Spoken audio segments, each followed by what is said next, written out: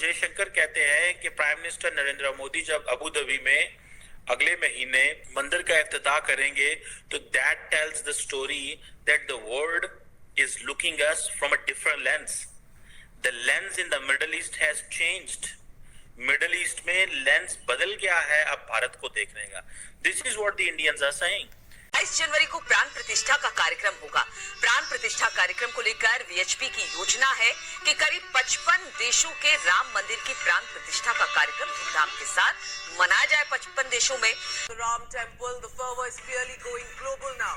The Mauritius government has announced special leave during the Ram Temple consecration ceremony on 22nd January. So even Mauritius, which does have a sizable Hindu population, a 2-hour prayer break has been given to the Hindu employees in Mauritius.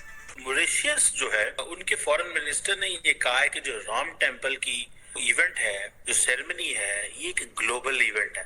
Ram मंदिर की ceremony की celebration अब America में भी start हो गई है. ऐसा आर्किटेक्चर स्टाइल इंडिया ने बनाया जिसको विजिट करने के लिए मुसलमान भी जाएंगे.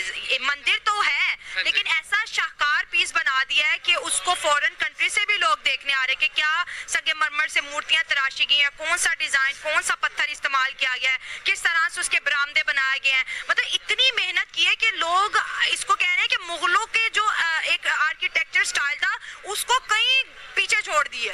तो आप देखिए अब इससे भारत की ताकत का अंदाजा कीजिए कि उनकी एक सेरेमनी होनी है जो कि अपनी जगह पर एक बहुत बड़ी सेरेमनी है. ये सब मोदी साहब का किया धरा है कि जिस तरीके से उन्होंने अपनी सिविलाइजेशन से लेकर अपने मुल्क, उसकी हिस्ट्री, उसकी इकोनॉमी, इस सबको जैसे ऊपर चढ़ाया है और जैसे वो उसको जो आसमानों पर लेकर गए हैं वो सबके सामने. बहुत सारे जो मुल्क हैं उनके अंदर राम टेम्पल की जो इनॉग्रेशन है उसके ऊपर डिस्कशन हो रही है और वो कह रहे हैं ये ग्लोबल इवेंट में ट्रांसफॉर्म हो गया.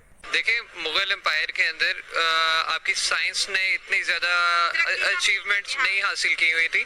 आज के दौर में आपकी साइंस इतनी आगे निकल गई है कि वो आसानी हो गई है लोगों के लिए कि भाई वो ज़्यादा से ज़्यादा टेक्नोलॉजीज आ गई हैं और बेहतर से बेहतर सॉल्यूशंस वगैरह निकालना आसान हो गया है. अब आप एक बता रही हैं कि राम मंदिर के अंदर मुस्लिम्स वगैरह भी जाते हैं टूरिज्म के लिए और देखने जाते हैं. मतलब अभी लेकिन वो जाएंगे, डेफिनेटली जाएंगे भाई. एक बात जो है वो भारत से निकलकर अब दूसरे मुल्कों तक पहुंच रही है. पूरी दुनिया में जो है ये वाली जो सेरेमनी है उसकी सेलिब्रेशन हो रही है. जो चीज सामने आ रही है वो ये है कि इसमें यूरोप से, अमेरिका से, ऑस्ट्रेलिया से, यूनाइटेड किंगडम में लाइव ब्रॉडकास्ट हो सकती है. तो डेफिनेटली जाना चाहिए लोगों को, विजिट करना चाहिए. पैसा भी लगा रहे हैं और साथ उसको टूरिज्म के एतबार से प्रमोट कर रहे हैं. अब मंदिर है, होना तो चाहिए कि मंदिर में सिर्फ जो है हिंदू सनातनी जाए, लेकिन ऐसा एक स्ट्रक्चर बना दिया कि उसको दे. जैसे आप मुसलमान है, अगर आप उधर होते मैं आपको बताती तो डेफिनेटली आप भी, मैं लाजमी जाता, मैं भी जाती. इस तरह अगर कोई क्रिश्चियन है जाता भाई, हक बनता है भाई, देखना बनता है आपका. आपको पता चलता है इंसान ने कितनी, इंसान की सोच का इर्तिका का पता चलता है इस चीज से.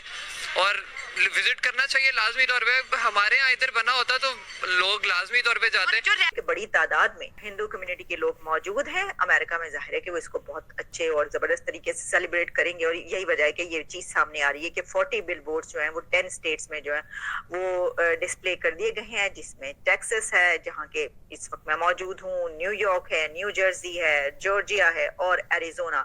अमेरिका के अंदर रखे जाएंगे, कनाडा के अंदर. जाहिर है जब अंग्रेज देखेंगे, लिखा होगा कि इंडिया में मौजूद है तो वो लोग भी देखने आएंगे. और अंग्रेजों का तो इन चीजों में इंटरेस्ट भी बहुत ज्यादा होता है. बहुत ज्यादा, बहुत ज्यादा. आपने इधर देखा होगा अक्सर आपके फोर्ट वगैरह में या पूरे पाकिस्तान में जो हिस्टोरिकल प्लेसेस वगैरह है वहाँ पे आप फॉरेनर्स वगैरह को देखती होंगी तो वो लाजमी तौर पे जाएंगे. और टूरिज्म से ही तो बहुत ज्यादा आपके कंट्री को फायदा हो सकता है, आपकी कंट्री की फाइनेंशियल स्टेटस को बहुत ज्यादा फायदा हो सकता है. कई कंट्री इस तरह जो जैसे स्विट्जरलैंड है वो अपने टूरिज्म पे ही चल रहा है. इसके इम्पैक्ट होंगे, ये ऐसे तो नहीं कोई चीज होती ना, इस चीज के इम्पैक्ट होंगे. जो इंडियंस अमेरिका में है, जो इंडियंस ऑस्ट्रेलिया में, लंदन में, यूरोप में जो बैठे हुए हैं, they believe that India is coming, India is reinventing itself. India अपने आप को रीइन्वेंट करने जा रहा है. एक नया इंडिया है जिसको वो देख रहे हैं. सेमिनार्स और ये जो डिस्कशंस हो रही हैं लाइव दिखाया जा रहा है. ये जो रैलीज हो रही हैं, अमेरिका के अंदर रैली हुई है while celebrating all this.